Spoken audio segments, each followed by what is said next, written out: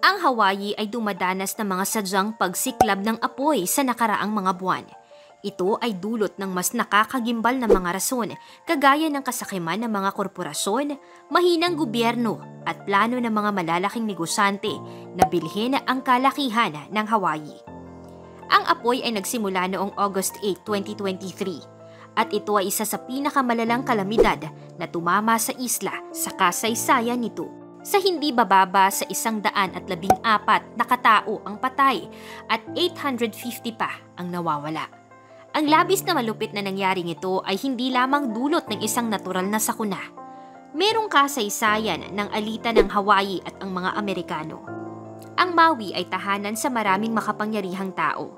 Si Jeff Bezos ay may-ari ng isang bahay na nagkakahalaga ng 78 million sa Maui. Si Larry Ellison ng Oracle ay may-ari ng 98% ng isla ng Lanai. Si Oprah ay may lupa malapit sa mga sunog at marami pang iba.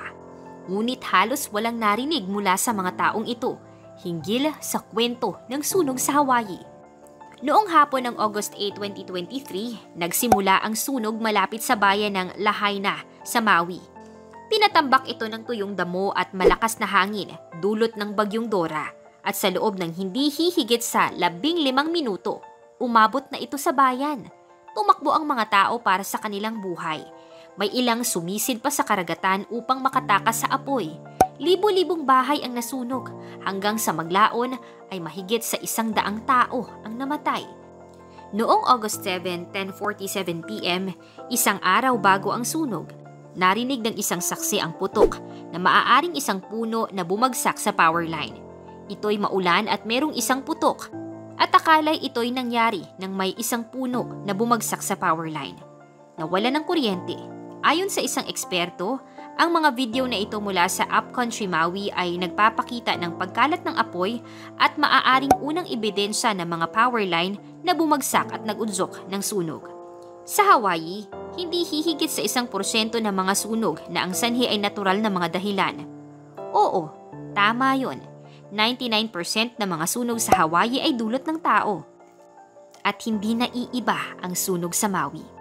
Kung sino ang may kagagawa nito, isa sa mga sospek ay ang Hawaiian Electric, ang pinakamalaking utility company sa Maui. Noong 2019 pa, alam na ng Hawaiian Electric ang panganib ng mga puno na naglalaglagan ng mga cable o naglalabas ng mga spark kapag nag-init at malakas ang hangin. Kailangan nitong putulin ang mga puno malapit sa mga cable para iwasan ito at kailangan nitong palakasin ang mga poste para malabanan ang malalakas na hangin.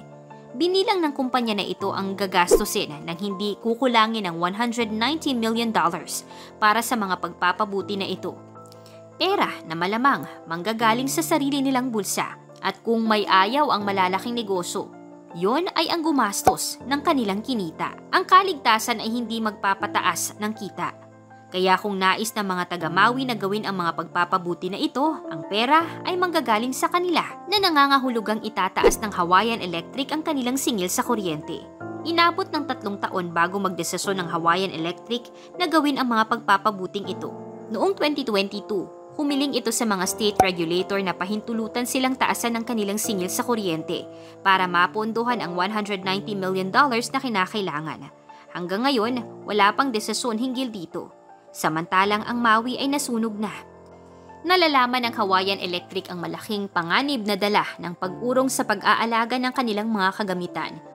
Ngunit hindi ito doon nagtatapos. Sa isang kumpanya, isa sa mga pangunahing safety feature ay ang kanilang plano para sa pampublikong pagpatay ng kuryente na nagpapahintulot sa kanila na patayin ang lahat ng kuryente sa panahon ng matinding bagyo.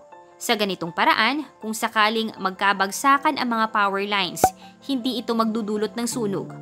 Ngunit sa panahon ng bagyong to, hindi nila pinatay ang kuryente.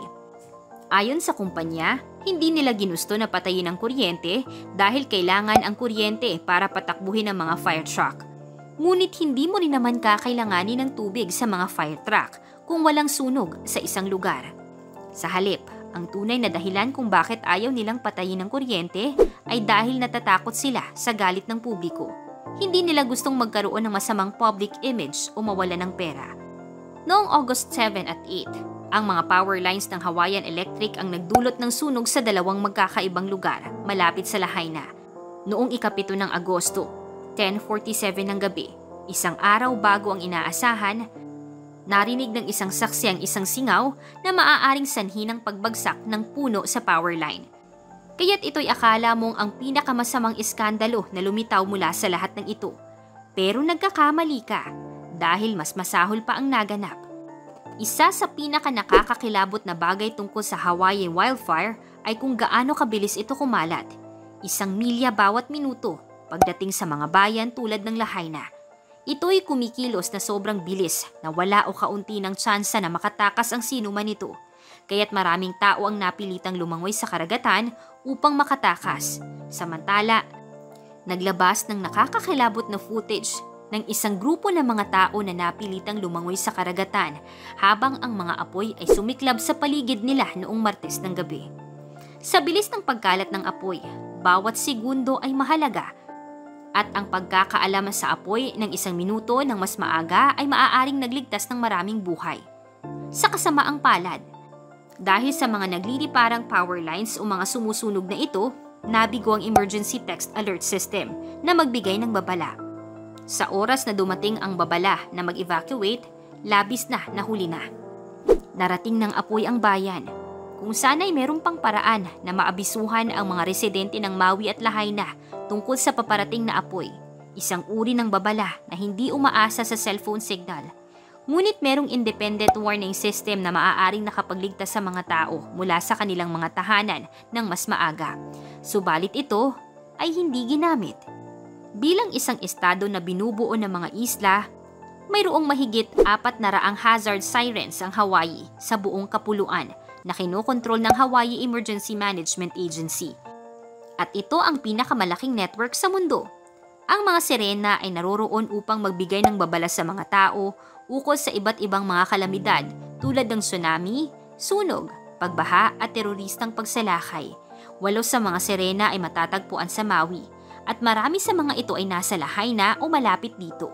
Ngunit sa oras na pangangailangan na magbigay babala ukol sa apoy, hindi ito gumana. Sa halip, ang tanging babala na natanggap ng mga tao ay ang malaking ulap ng itim na usok sa ibabaw ng bayan. Ngunit sa oras na yun, labis na huli na para sa marami. Galit ang mga tao. Ano ang silbi ng mga sirena kung hindi rin naman gagamitin? Nagkataon? Hindi nagkataon. Hindi nagamit ang mga sirena dahil sa isang tao. Si Herminando Daya, ang administrator ng emergency management sa Maui. Ayon sa kanya, hindi niya inaprubahan ang paggamit ng mga sirena dahil sa paniniwala niya na baka isipin ng mga tao na ito ay babala para sa tsunami at tutungo sila sa mga bundok na diretsong patungo sa apoy na tila makatarungan.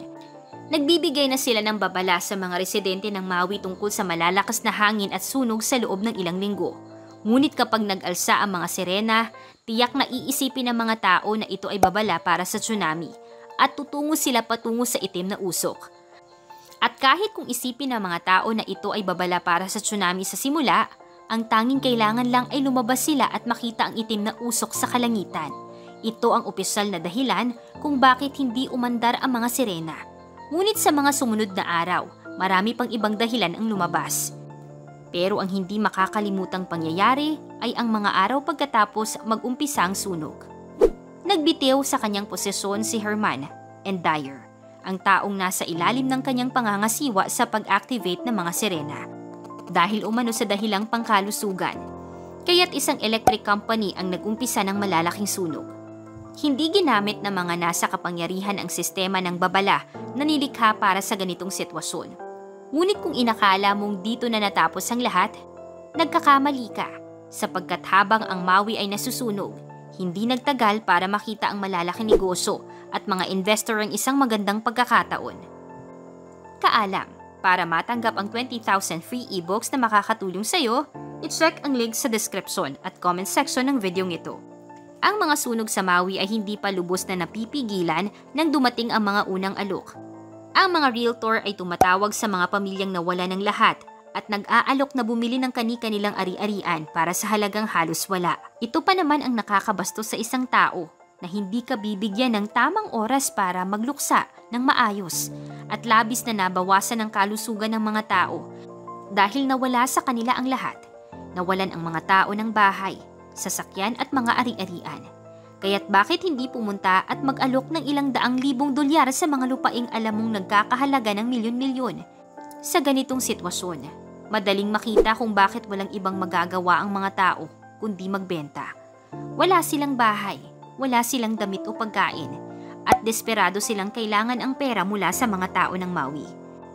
Ang mga sunog ay isang nakakagambalang kalamidad bago pa dumating ang mga investor at mga developer ng real estate. Ito'y perpektong pagkakataon para kumita ng milyon-milyon. Ang kanilang gagawin lang ay bilhin ang lupa mula sa mga walang bahay na Hawaiians. Itayo ang mga luxury homes at hotels sa lupaing yun. At pagkatapos ay ibenta ito sa mga bilyonaryo at milyonaryong naghahanap ng bakasunan o beach house. Nagiging sobra-sobrang masama ito, kaya't iniisip ng gobernador ng Hawaii ang pagtigil sa merkado ng bahay para pigilan ang mga tao sa pagbenta ng kanilang lupa sa desperasyon. Tunay na napakaraming sakim ang nais makapanglamang ng kanilang kapwa. Ngunit ang mga tao ay marapat na maging mulat rito upang maiwasan na samantalahin ng mga mapang-abusong mga tao. Kaalam, anong masasabi mo sa ating nakakamanghang topic ngayon? Ano ang masasabi mo sa kalagayan ng Hawaii? Aantayin ko ang sagot mo sa comment section. Huwag mong kalimutang i-like ang ating video at mag-subscribe ka na rin sa ating channel. At siguraduhin na panoorin ang next videos na siguradong magugustuhan mo. Ito ang inyong kaalam na nagsasabing, knowledge has a beginning but no end.